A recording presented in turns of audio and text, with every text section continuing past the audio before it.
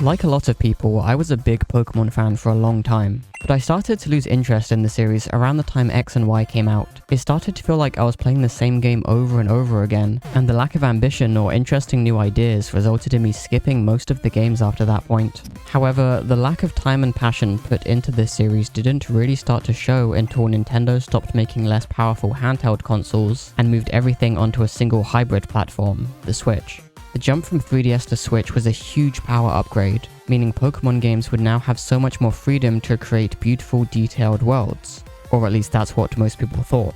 Fast forward a few years and it's clear GameFreak have still not adapted to this platform at all, constantly pushing out unfinished games that both look and run abysmally. I know I probably just shouldn't care at this point, but I can't help my frustration at seeing a franchise that had such a huge impact on my life treated like this. So I'm going to give you my thoughts on the visuals of Pokemon Scarlet and Violet. Since the games just came out, this video will be completely spoiler-free, using footage only from trailers and the very beginning of the game. If you want more in-depth breakdowns of Pokemon like we did with Splatoon, all you need to do is let me know by watching this one. If you'd like to support the channel, you can become a member by clicking the join button. So first of all, going back to the hardware, the Switch is not very powerful, but personally, I think any comment claiming the Switch is the reason these games look and perform the way they do is pretty ridiculous. All you need to do to disprove these arguments is look at other Switch games. I absolutely adore how Splatoon and Mario Kart look, and to give a more fair comparison, Zelda and Xenoblade both blow Pokemon out of the water with their huge, beautiful open worlds. And let's not forget the Breath of the Wild is over 5 years old now and was technically a Wii U game. Pokemon has no excuse to not look at least this good.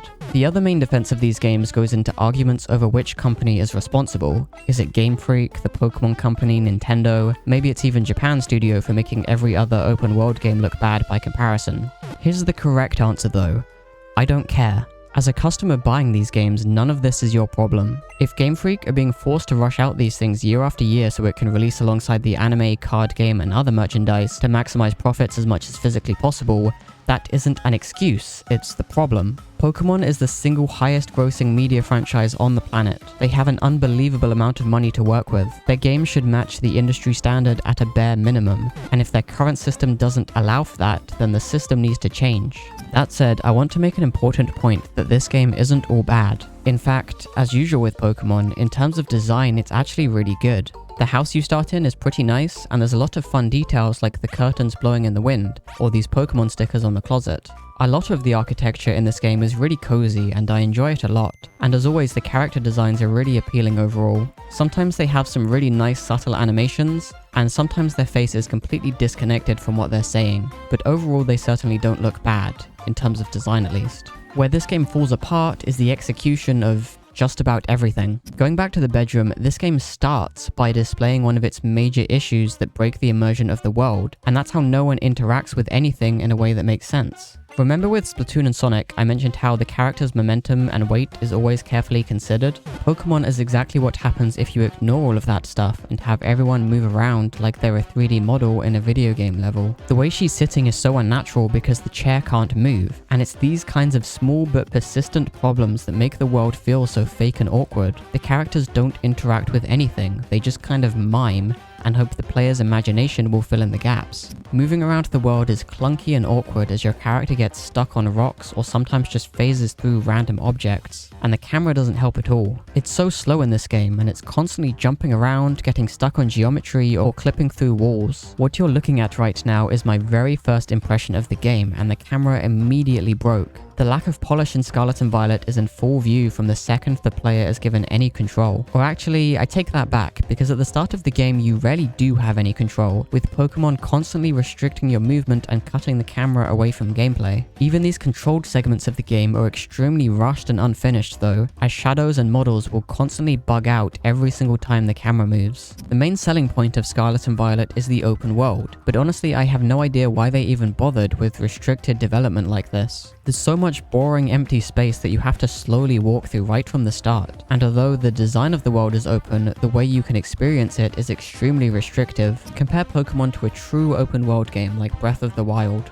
Zelda encourages you to explore the world by giving the player freedom in how they traverse it. If there's a river in Zelda, you can swim across it as long as you have enough stamina. So if you plan well and use the mechanics to your advantage, you can cross it. In Pokemon, the screen fades to black and you teleport back to the land. In Zelda, you can climb up steep cliffs, managing your resources and trying to navigate a clever route that will allow you to access areas of the game you've never seen before. In Pokemon, a menu pops up asking you if you want the screen to fade to black and teleport you back. I get that you can use the stupid running motorbike guy and the robot penis monster to get around later in the game, but that doesn't fix the fact that my character feels like they're glued to the ground constantly. The world is stagnant. Nothing ever actually happens or changes. Oh, this guy roared so loud that the cliff started to collapse? Guess we'll show a camera zoom and then the character falling in front of the cliff, which is clearly not collapsed and looks exactly how it did before. This is exactly the kind of visual storytelling I'd expect from a Game Boy game, and Pokemon needs to move past it already.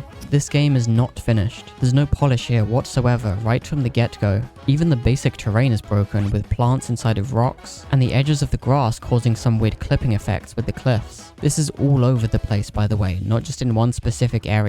From the Nintendo 64 textures to the wide array of bugs, I find it extremely hard to believe that the developers of this game are satisfied with the final product and would have wanted it to release in this state. If you bought Pokemon Scarlet or Violet, or both for some reason, the Pokemon Company, GameFreak, Nintendo, and whoever else is involved are yet again making huge amounts of money from you with a rushed, unfinished product designed to continue to milk Pokemon to death. The worst part is, despite how bad it looks, it runs terribly too. I've been constantly fighting with the camera to get it to do what I want because the game just can't keep up with this unoptimized mess. And this footage isn't even from the laggiest areas of the game. The compass UI that's always on screen can't even rotate smoothly, it's so bad. And this isn't even during lag, this is just how it always is. To end this video on a somewhat positive note, here's some other stuff that I like. The music is pretty good so far, colors are generally bright and appealing, and honestly on paper this game is doing a lot of things I've wanted from Pokemon for years. The lighting is actually pretty good too. I like how the sun reacts as it's going behind different objects, and while the render distance and pop-in are awful, I appreciate this design on far away fields to give them some impression of grass flowing in the wind. Compared to other modern games though,